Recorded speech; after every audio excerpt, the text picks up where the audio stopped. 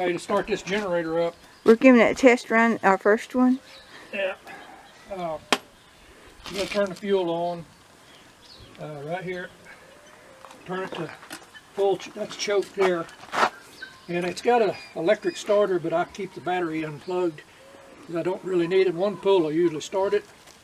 I was told by somebody that had experience with one, that had one, that the battery will run down if you keep it hooked up. So, you know, if I ever need it, I'll use it. But, okay, this in here, and there's a switch over here, start switch. Pretty good.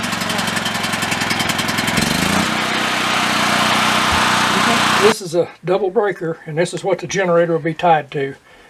I've got this is the main power coming in. Watch Sonny. Yeah. And I've got it shut off. I'll get everything shut off. I'll go out there and start the generator. And I'll come in here and I'll check my voltage across this double breaker. Make sure that I've got 240 and 120 on it. And then one at a time, you always leave this off. You start trying your breakers to see what your generator is. Okay, this is power coming from the generator to the shed.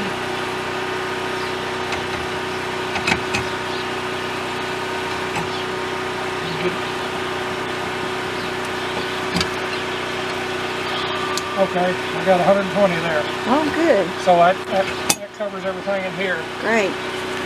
Now the well house. I want to go use some water to get the pump to kick in. Okay. I want to see how the generator reacts. Now I'm not using much in the house right now. Just hardly anything. Yeah. The refrigerator and the freezer. Yeah. That's the reason I bought that bigger generator. It's 8750 on the startup amperage watts, and I think it's about 7,500 on continuous and running. And I wanted the big one where it would run everything if I needed to. Great. Now, well, how great that it's working the whole house in this well. Built up a little bit, so we'll take it. We'll hear the generator probably bulge just a little bit. Yeah, it did. I see that was the startup. Watch him around that stuff. Hold on. Yeah, hey. That was the well starting up. It uses more amperage to start than it does to run. And once it gets up to its peak, its normal RPMs, then the voltage or the amperage lessens. I know I'm not explaining this real good. But I mean, it'll run the whole house in the well. Run the whole house. Great. With no trouble at all. This is our first test. Oh, that twist, it just don't pull out. Yeah. You got to twist it and then pull. Yeah, it's a locking plug. Okay. Okay, we're done with this. That's great. What I was talking about, most of the people that are be familiar with it, because people, especially in Florida and down on the coast, they probably all got generators, or a lot of them. Mm-hmm. They know. I don't know much about them. I've worked on generators and stuff a long time ago.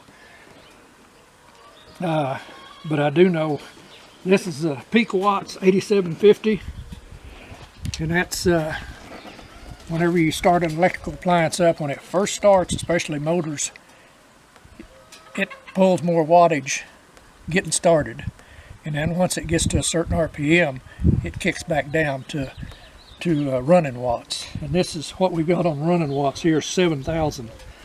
So we should have, this should be good enough for a whole house. How long do you think that gas will last in that? It probably lasts about a half a day maybe, but if we have to use it, we'll just use it. Yeah, a little bit of time. Water the horses and for you to wash dishes. Yeah, me wash dishes. Yeah. At least we can get water out of the well. Yeah, but we've got to have water. That's one thing you've got to have. You know, we've got candles, we've got lanterns, we've got wood to cook with if we have to, but you've got to have water, and where there's no water. I mean, there's water out there. We'd have to take the horses. And, Yeah, we'd probably take the donkeys, put the pack saddles well, some on of it. that's long. So that battery down there, it's still okay? Yeah, it's in good shape. There's the battery right down there. Yeah, I'll probably hook it up every once in a while because it's got a built-in alternator. To charge it up, it charges itself and keep the battery charged up. But I was told by somebody that owned one with a battery on it, and he said if you leave them hooked up all the time, it'll drain it. Just the system will drain it. Yeah. I don't know how. I don't know what stays on to drain it, but it'll drain your battery. So he suggested leaving it disconnected, the battery, and then hooking it up whenever you need it. But usually at 2 pulls at the most to start it. And you haven't started it all winter, have you? No, well, I started about 3 months ago. I try to start it and run it a little bit about every 3 months. Oh, okay. That's what they call for in the manual. Oh. Start it. They're just sitting out there for the birds to poop on. This is our wellhead right here.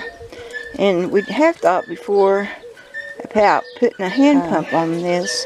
But anyway, it's just an idea we was thinking about. So thanks for watching from out west Homestead. I'm glad that generator worked for us. Yay! As long as we don't run out of gas. Bye.